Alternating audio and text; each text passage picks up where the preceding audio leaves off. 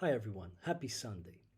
For years, we've been speculating on when will AI hit human-level performance, and earlier this week, thanks to a new benchmark launched by OpenAI, that speculation is over. GDPval measures model performance on economically valuable real-world tasks across 44 occupations in the US.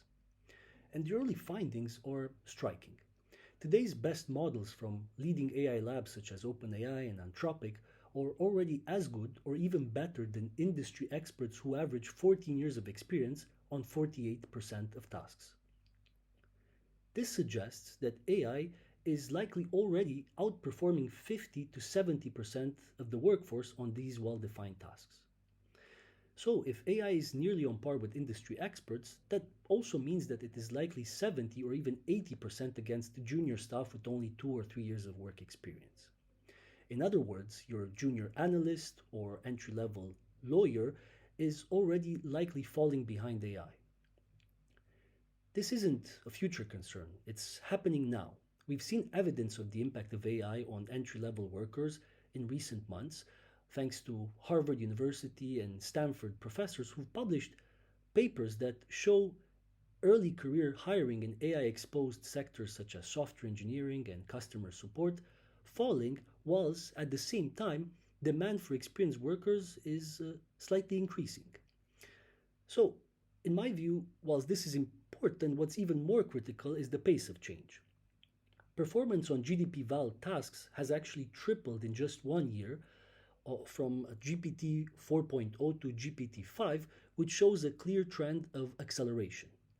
And the efficiency gains are just massive. These models can complete tasks 100 times faster and 100 times cheaper than human experts. Yes, you will still likely need a human in the loop to provide oversight, but the cost and time savings that these models provide is undeniable. What does this mean for your job? Well, the GDPval highlights that AI can immediately take over repetitive, well-specified tasks at a much lower cost and in some cases faster than human experts. That leaves human experts with complex tasks that require critical thinking and complex problem solving. In my view, based on the GDPval and also my own estimates, we're likely only months away from crossing the parity line on many high-value job deliverables. Therefore, the GDPval should, in my view, immediately become one of the most important benchmarks policymakers and industry leaders use to track the impact of AI on the workforce. How do you see the GDPval?